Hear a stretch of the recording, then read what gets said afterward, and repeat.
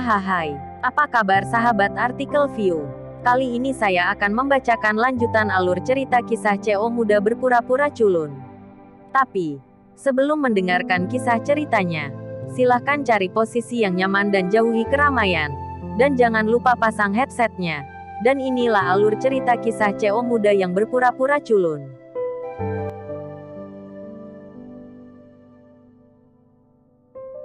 Episode 379. Kisah CEO muda yang berpura-pura culun. Kaori memegang telepon. Tangannya sedikit gemetar, seolah-olah dia belum pernah segugup ini dalam hidupnya.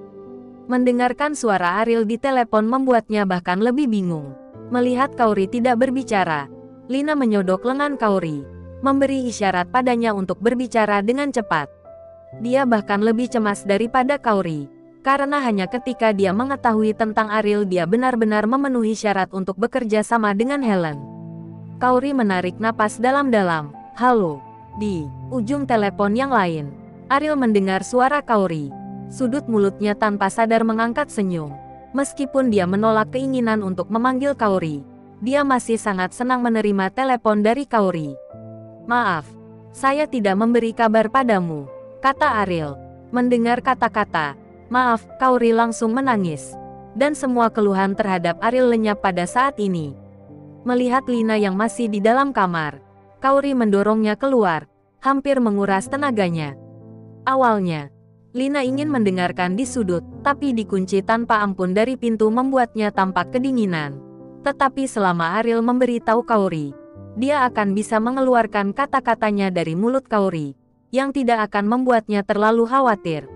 Apakah kamu baik-baik saja? Di dalam kamar, Kaori bertanya dengan cemas. Menghadapi lawan yang begitu kuat seperti grup Wibowo, Kaori telah memikirkan pertanyaan berkali-kali, yaitu, apakah Ariel memiliki peluang untuk menang?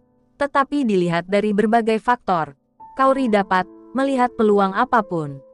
Ini seperti pertempuran antara raksasa dan semut. Tidak peduli berapa banyak cara yang dimiliki Ariel, dia akan rentan dalam menghadapi kekuatan ini. Modal besar grup Wibowo telah memasuki pasar. Kecuali Ariel memiliki kekuatan untuk bersaing dengan modal yang kuat.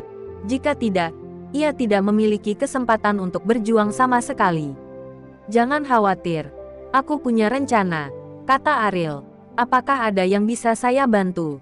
Saya tidak ingin diam saja, aku ingin membantumu, tanya Kaori.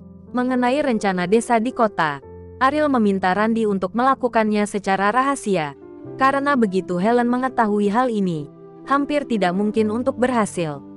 Meskipun dia tidak akan meragukan Kaori, tidak ada gunanya memberitahunya tentang masalah ini. Jadi tidak perlu menyebutkannya. Aku bisa menyelesaikannya sendiri. Kamu bisa yakin, kata Ariel. Bolehkah aku tahu rencanamu? Aku sangat gelisah sekarang. Aku tidak bisa melihatmu. Sepertinya aku akan kehilanganmu kapan saja. Selama lebih dari 3 tahun, Ariel telah menjaganya di sisinya, dan tidak pernah pergi seperti ini. Ariel terdiam beberapa saat, berkata, baru-baru ini saya menerima berita bahwa grup Wibowo ingin membangun kembali desa, dan saya berencana untuk diam-diam membeli desa, yang seharusnya dapat menghentikan grup Wibowo. Pengembangan di Cloud City, desa. Kaori terkejut. Sebagai penduduk asli Bandung, dia tahu betul berapa kali desa telah dihancurkan tanpa hasil. Bahkan jika grup Wibowo ingin memenangkan desa, itu tidak akan mudah. Apalagi Ariel, pikir Kaori, hampir tidak mungkin untuk diam-diam membeli desa. Ini sulit, tetapi saya akan mencoba yang terbaik. Jika grup Wibowo berhasil, Bandung ini akan menjadi dunia mereka.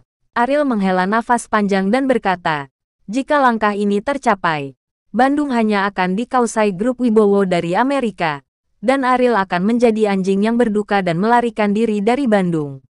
Pada saat itu, dia akan benar-benar sia-sia. Di keluarga Wibowo di Amerika Serikat, betapa enggannya kakek itu. Ariel tidak dapat membayangkan. Tetapi dia tahu bahwa dia harus berjuang untuk kakeknya. Saya percaya padamu. Kamu pasti akan bisa melakukannya. Tidak ada yang bisa menghancurkanmu, kata Kaori. Dengan kepercayaanmu, aku akan lebih percaya diri menghadapi masalah ini. Ariel berkata sambil tersenyum. Keduanya berbicara tentang beberapa hal biasa lagi.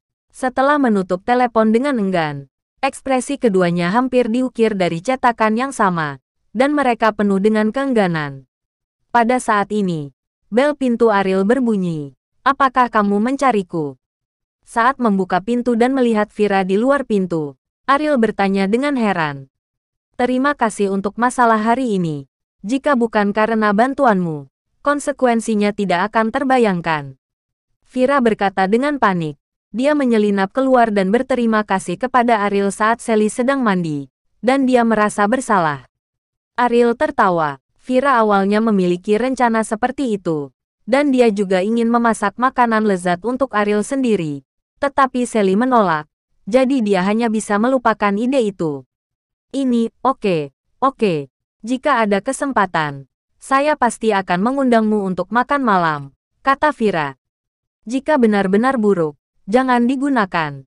Ariel tersenyum. Dari ekspresi Vira, dia tahu bahwa Vira sedang terburu-buru dan mungkin ingin cepat pulang.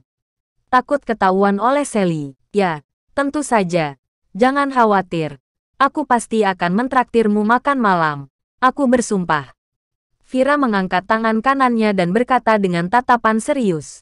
Ariel tidak bisa menahan tawa. Vira dan Sally memiliki kepribadian yang sangat berbeda. Tetapi mereka bersatu dan menjadi saudara perempuan yang baik, yang membuat Ariel bingung. Jika kamu tidak memiliki hal lain untuk dilakukan, kembalilah dengan cepat. Jika Sally tahu, dia pasti akan memberimu pelajaran, kata Ariel. Wajah Vira memerah, tetapi dia tidak berharap Ariel melihat melalui pikirannya. Ariel, saudari Sally sebenarnya adalah orang yang baik. Setelah berbicara, Vira berlari kembali ke rumah dan mencari Sally. Vira lega karena Sally belum keluar dari kamar mandi. Ariel menutup pintu tanpa daya.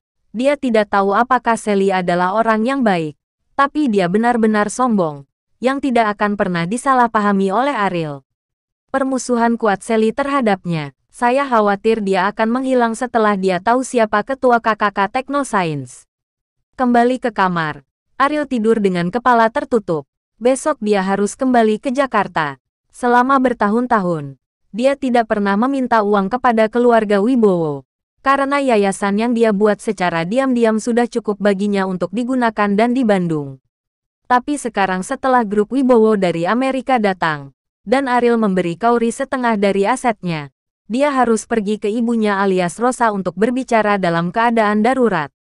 Ariel tidak menyangka uang menjadi begitu penting. Ariel dulu meremehkan hal ini. Berbaring di tempat tidur, kata Ariel sambil menghela nafas. Dia tanpa sadar menyentuh dadanya. Tidak pernah memakai kalung.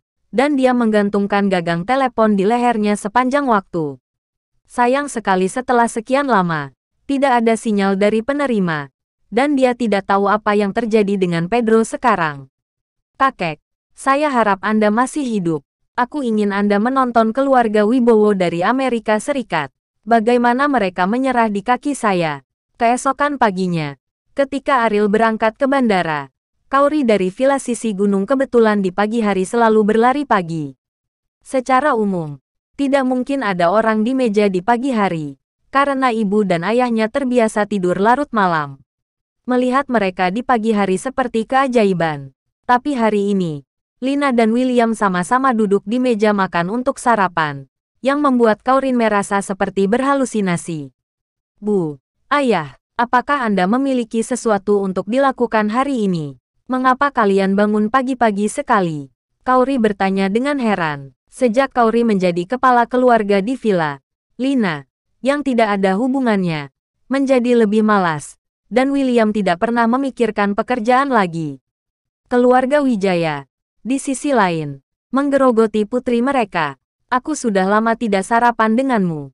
Ayahmu dan aku sengaja bangun pagi hari ini untuk menemanimu, kata Lina. William bergema, ya, kita adalah keluarga. Tetapi kita sudah lama tidak sarapan bersama. Kauri duduk di meja makan dan berkata dengan curiga, ini hanya sarapan. Kita tidak pernah makan bersama. Ada apa? Apakah itu penting? Tentu saja penting. Kita adalah keluarga. Bagaimana mungkin kita tidak sarapan bersama? Kata Lina sebagai hal yang biasa. Kauri merasa bahwa Lina sangat aneh hari ini. Seolah-olah itu adalah orang yang berbeda. Bu, apakah kamu tidak takut aku akan sedih? Aku sudah setuju dengan Ariel tadi malam. Dan aku sekarang tidak khawatir sama sekali, kata Kaori.